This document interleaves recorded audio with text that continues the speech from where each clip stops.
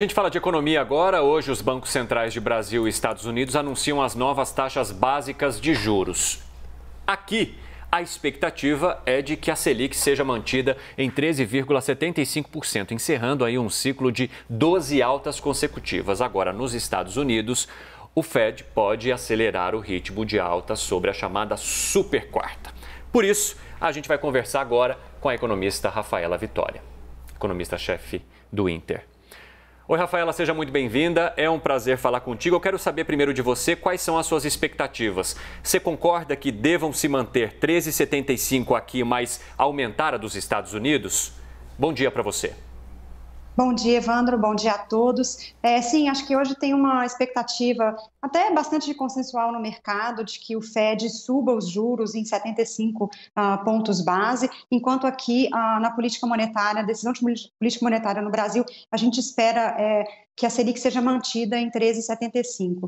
Lá nos Estados Unidos, a gente tem um processo inflacionário que ainda não está sob controle. O último dado da inflação ao consumidor, que foi divulgado na semana passada, indicou que a inflação, principalmente medida pelos núcleos, a inflação de serviços, a inflação ligada à moradia, aluguéis, ela continua muito alta e existe sim uma preocupação com essa persistência da inflação e por isso o Fed precisa ainda subir os juros.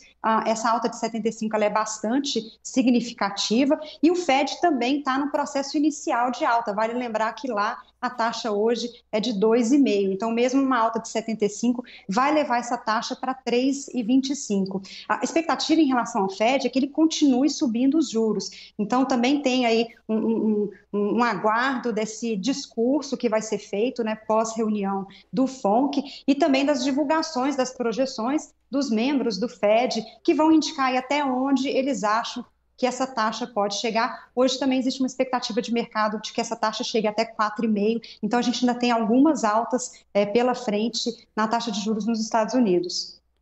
Rafaela, muito bom dia, obrigada por falar com a gente. Bom, aqui, por aqui a gente tem a expectativa de que a taxa básica seja mantida em 13,75% ao ano e mais importante do que isso, do que a própria decisão em si, do que a gente já espera, é o que o Banco Central vai sinalizar no comunicado que ele vai soltar, de qual que deve ser a ideia ou a perspectiva da economia daqui para frente, que se de fato vai continuar numa toada de inflação caindo, numa deflação, ou se podemos ter problemas ou uma perspectiva pior mais para frente e com isso a alta dos juros continuar ou ser revista? Sim, é um bom ponto, A gente está vivendo um momento de deflação.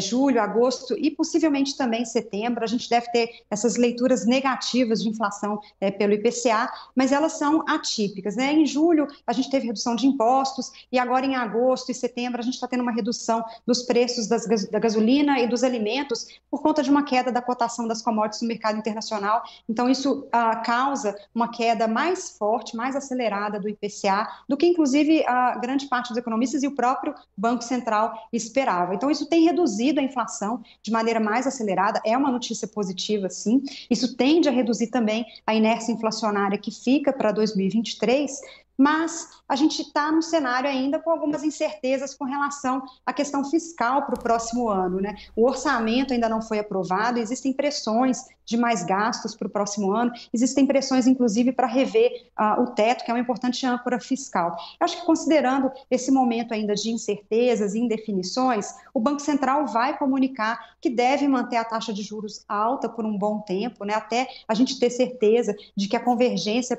da inflação para a meta ela vai se concluir, ou seja, se a política fiscal também vai combinar aí com a política monetária, mantendo algumas restrições na nossa economia e fazendo com que realmente a inflação caia para a meta. Lembrando, nossa inflação está em 8,70 e o teto da meta para esse ano é de 5, o teto da meta para o próximo ano é de 4,75. Então, mesmo uma inflação que caia para mais ou menos 4,70, 4,80 no próximo ano, a gente ainda está com uma inflação bem próxima do teto da meta, alguns economistas ainda projetando uma inflação acima da meta para 2023.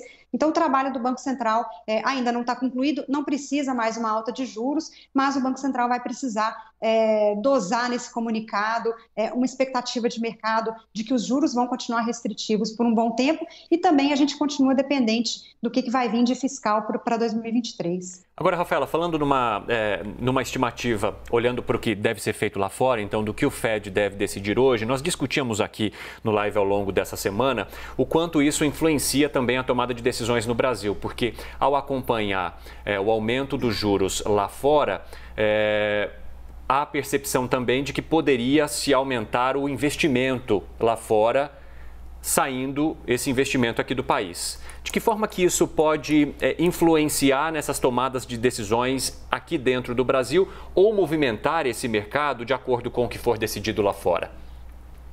Sim, é importante separar o investimento, né? Os dois tipos de investimento. Você tem um investimento no mercado financeiro, né? Um investidor de curto prazo que compra títulos e ações na bolsa. E, de fato, sim, quando os juros nos Estados Unidos estão mais altos, eles estão em alta, e a expectativa de que a taxa de juros americana subisse, ela ainda foi ampliada, né? Um mês atrás a gente falava em juros ali próximo de 3,80 e agora a gente fala-se em juros próximo de 4,5. Então, sim, um juro maior nos Estados Unidos tende a trazer o investidor de volta para os títulos americanos. A renda fixa americana, que é considerada muito segura no mundo, ela fica mais atrativa e a gente vê esse fluxo de investidores saindo de ativos de risco, da bolsa, países emergentes em geral. O risco de países emergentes teve uma pequena alta nas últimas semanas por conta desse movimento. Agora, por outro lado, a gente tem um investimento de longo prazo, um investimento em projetos, infraestrutura e outras expansões, e esse investimento ele olha mais para as perspectivas econômicas e não exatamente para essa taxa de juros que é usada para a política monetária.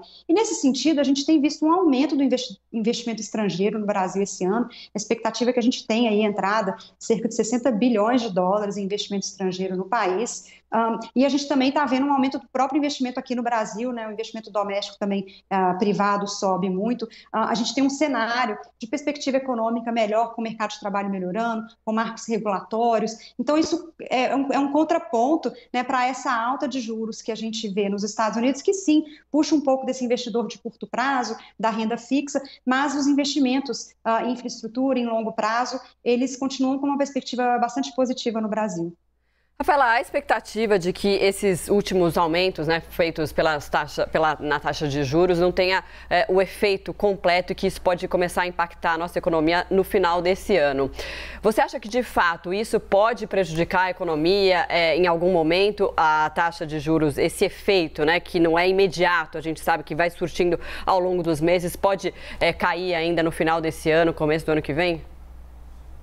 Um outro ponto importante, né? A gente fala em prejudicar a economia. Sim, a gente espera uma desaceleração econômica, principalmente do consumo. As taxas de juros mais altas, elas impactam na concessão de crédito. O crédito fica mais caro e escasso. E com isso, o consumo de bens duráveis, semiduráveis, ele tende a desacelerar. Mas eu acho que é muito importante ressaltar que a inflação controlada ela é muito benéfica também para a economia, né? Então, hoje é muito importante que a inflação seja controlada para que a gente volte a crescer no médio e longo prazo.